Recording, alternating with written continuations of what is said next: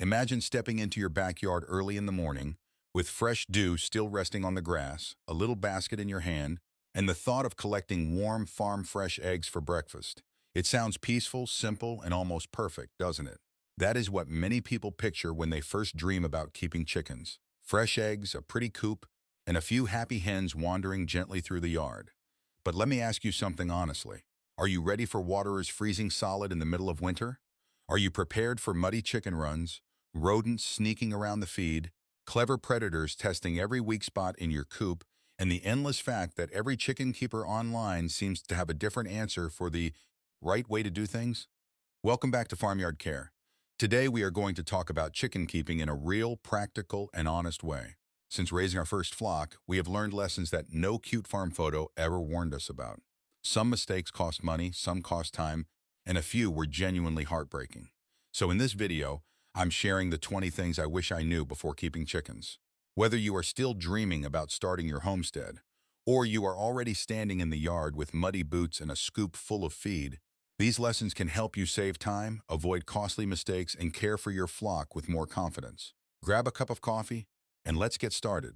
Section 1. The Law, the Land, and Chicken Math. Before you bring home those adorable little chicks, one thing every new chicken keeper needs to understand first: the rules of the land. Number 1. The legal red tape is very real. It is easy to think, this is my backyard so I can do whatever I want. But when it comes to backyard poultry, that is not always true. Many towns, cities, and homeowner associations have clear rules about keeping chickens. Some limit how many birds you can have, often around 3 to 6 hens. Others require your coop to be a certain distance from the neighbor's property line, sometimes 10, 20, or even 50 feet away. In the UK, the rules have become even stricter. DEFRA now requires anyone keeping even one bird outdoors to register their flock, mainly to help control avian influenza. So before you buy chicks, build a coop, or fall in love with a breed, check your local ordinances first. Ignoring the law can lead to fines, complaints, or the painful situation of having to rehome birds you already care about. Number 2. You will need more space than you think. Beginner guides often give minimum numbers, but real life has something chicken keepers jokingly call chicken math. You plan to buy 3 hens, then somehow you come home with 7. It happens more often than people admit. That is why overcrowding is one of the most common beginner mistakes. As a basic rule, each bird needs at least 4 square feet inside the coop and 10 square feet in the outdoor run. When chickens are cramped, they become stressed. That stress can lead to feather pecking, fighting, illness, and fewer eggs. My honest advice is simple. Build your coop bigger than you think you need. If possible, build it twice as large. And here is something worth thinking about. Chickens need room to live calmly, just like people do. When any living creature is packed too tightly, stress follows. Section 2. The True Cost of the Cluck. Now let's talk about money, because many people love the idea of free food, but those backyard eggs are not truly free. 3. The first setup is very different from the ongoing reality. Baby chicks are usually cheap, often around $2 to $10 each. That part feels easy. But housing them properly is where the real cost begins. A strong, predator-proof coop and run can easily cost between $500 and $1,500 up front, depending on size and materials. Then come the monthly expenses. Quality feed, bedding such as hemp or pine shavings, oyster shell for calcium, and basic health supplies. For a small flock, those ongoing costs can run around $25 to $50 a month. It is not impossible to manage, but it is something you should plan for before the birds arrive. Number 4. Be ready for the famous $3,000 egg. It is a joke in the homesteading world, but it feels very real when you are the one paying for the coop, feed, heat lamps, bedding, and supplies. By the time your hens finally lay that first egg, it may feel like the most expensive breakfast you have ever eaten. And patience matters. Most hens do not start laying until they are around 20 to 24 weeks old, or about 5 to 6 months. When winter arrives and daylight drops below 12 hours, egg production may slow down or stop completely. During that time, hens put their energy into molding, staying warm, and following the natural rhythm of the seasons. They are not egg machines, they are living animals. Number 5. Chickens require daily care. They are not houseplants that you can forget in a corner. Every day you need to check food and water, collect eggs, observe their behavior, and make sure they are safely locked up at night. But one lesson I wish I had learned earlier is this: automate what you can. A good automatic, solar-powered coop door that opens at sunrise and closes at sunset can be one of the best investments you make. It saves time, protects your flock at night, and gives you more peace of mind. Section 3. Designing the fortress. If you decide to raise chickens, you will also learn a lot about the wildlife around your home. And sometimes you learn it the hard way. Number 6. Predator protection is a life or death issue. I cannot say this strongly enough. Chicken wire is good for keeping chickens in, but it is not strong enough to keep predators out. Raccoons, foxes, hawks, stray dogs, and even determined neighborhood pets can test your coop every day. We once lost birds because we thought they would be safe free-ranging for just a few minutes. That kind of mistake hurts, and it teaches you fast. Your coop must be built like a fortress. Use heavy-duty hardware cloth, not flimsy wire. Bury it at least 12 inches into the ground, or install a protective apron around the run to stop animals from digging underneath. Number 7. Ventilation is more important than insulation. In cold weather, many beginners want to seal the coop tightly to keep the chickens warm. That can be a dangerous mistake. Chickens create a lot of moisture and ammonia through breathing and droppings. If that damp, dirty air is trapped inside, it can damage their respiratory system and increase the risk of frostbite on combs.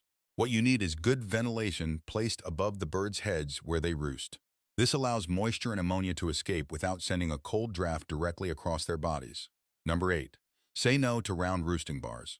When building a coop, it may seem natural to use round dowels or thin branches for sleeping perches. But chickens do not sleep like wild songbirds, gripping a branch all night. They need a flat, stable surface. A 2x4 board laid flat side up allows a chicken to rest its whole foot comfortably. In winter, it also lets the bird cover its toes with belly feathers, helping prevent frostbite. Round roosts force the feet to grip tightly for hours, and over time, that pressure can contribute to painful foot problems like bumblefoot. Section 4. The mud, the mess, and the setup raising animals does bring you closer to the land. But anyone who has kept chickens for a while knows that sometimes it brings you a little too close to the mud. Number 9. You will constantly battle mud and smell. If the chicken run is not planned properly, rain and melting snow can turn that area into a wet, stinking swamp faster than you expect. Wet ground is not just unpleasant for you. It also creates unhealthy conditions for the flock. To prevent this, think about drainage from the very beginning. A solid roof over the run can make a huge difference. Another good option is a thick layer of coarse construction sand, because it drains well and works almost like a giant litter box. Inside the coop, the deep litter method can be a real game changer. By adding fresh pine shavings or hemp bedding over the droppings through the colder months, you create a natural composting layer right inside the coop. Done correctly, it helps control odor, produces a little natural warmth, and later gives you rich compost for the garden. Number 10. Feed waste is a bigger problem than most beginners expect. Chickens love to sweep their beaks through feed and throw it everywhere. That wasted feed costs money, but worse than that, it attracts rats and mice. The easiest fix is to stop using open bowls for feed. A hanging feeder keeps feed off the ground and reduces waste. A treadle feeder is even better because it only opens when a chicken steps on it, helping keep pests away from the food. Good feeding setup saves money, keeps the run cleaner, and protects the flock from unwanted visitors. Number 11. Open waters can become a daily headache. Give chickens a simple bowl of water, and before long, they will kick dirt, bedding, and droppings straight into it. In winter, that same dirty water can freeze into a solid block. I spent far too much time cleaning slimy water bowls before learning the value of poultry nipple waterers. You can make a simple version by drilling 11 32-inch holes in the bottom of a 5-gallon bucket and installing stainless steel poultry nipples. This keeps the water clean, enclosed, and much safer for the birds, reducing the risk of diseases such as coccidiosis. In cold weather, adding a bird bath de-icer to the bucket can help keep the water usable through freezing temperatures. Section 5. Social dynamics and flock drama. If you think people have drama, spend a little time watching a flock of chickens. You will quickly see that there is a whole social world happening right in front of you. Number 12. The pecking order is real, and it can be rough. Chickens live within a strict social hierarchy. Some birds dominate the feeder in the best roosting spots. Others stay in the middle and avoid trouble. Then there are the lower-ranking hens that get pushed around the most. When you introduce a new bird, or when an older bird dies, the whole flock may fight to establish the order again. There can be chasing, feather pulling, and loud arguments. It is not pleasant to watch, but in most cases, you have to let them work it out unless blood is drawn. It is one of those hard lessons that reminds you how directly nature organizes itself. Number 13. You absolutely do not need a rooster to get eggs. This is one of the biggest misunderstandings among beginners. Hens will lay eggs without a rooster present. A rooster is only needed if you want fertilized eggs that can hatch into chicks. Roosters can be beautiful, brave, and very protective of their hens, but they are also loud. And they do not only crow at sunrise, many roosters crow throughout the day, sometimes again and again. If you live in a neighborhood or a residential area, a girls-only flock is usually the wiser and more peaceful choice. Number 14. Chickens are not simple bird brains. One of the things I wish I had understood earlier is just how intelligent and individual they can be. Chickens have personalities. They can recognize familiar human faces, learn routines, and communicate with a surprising range of sounds. Before long, you will know the famous egg song, that loud, proud call a hen makes after laying an egg. Some hens are shy, some are bossy, some are curious, and some will happily hop into your lap like they have known you forever. Once you spend real time with them, you stop seeing them as just a flock. You start knowing them as individuals. Section 6. Health and hidden illnesses. But once you care about them, you also have to accept the responsibility that comes with keeping livestock. Chickens can bring joy, but they also teach you about sickness, loss, and the importance of paying attention. Number 15. Chickens are experts at hiding illness. Because they are prey animals, showing weakness in nature can make them a target. So a sick chicken may act normal until her body is already in serious trouble. One afternoon, you may notice a hen looking slightly puffed up, quiet, or slower than usual. By the next morning, she may be gone. That is why quiet daily observation is one of the most important skills a chicken keeper can develop. You need to know what normal behavior looks like in your flock so you can spot small changes before they become emergencies. Number 16. Whether you plan for it or not, you will become a kind of amateur poultry vet. Finding a certified avian veterinarian who treats backyard chickens can be difficult, and when you do find one, it may be expensive. So you need to learn the basics. A dedicated chicken first aid kit is essential. You may need to learn how to handle bumblefoot, a staph infection in the foot pad that often requires soaking with Epsom salts and in some cases careful treatment. You may need to recognize and massage an impacted sour crop. You may also need to dust birds for mites, because these parasites can drain their blood, weaken them, and reduce egg production. Number 17, biosecurity is your best defense. Disease can move through a flock quickly, sometimes in just days. The golden rule is simple. Never bring a new adult bird into your flock without quarantining it in a completely separate area for 30 days. Change shoes before visiting other farms, wash your hands, and avoid carrying problems from one flock to another. Prevention's always cheaper, easier, and kinder than trying to fix a disease outbreak after it has already started. Section 7. The unsung heroes of the farmyard. If you are a gardener, a homesteader, or anyone trying to make better use of your land, chickens can change the way you manage your whole backyard. Number 18. They are some of the best eco-friendly pest controllers you can have. Forget reaching for harsh chemicals every time insects show up. Chickens are like tiny, determined farmyard hunters. They scratch, search, and patrol the yard for mosquitoes, spiders, Japanese beetles, ticks, and all kinds of small pests hiding in the grass and soil. In fact, some studies suggest that a single chicken can eat up to 80 ticks in less than an hour.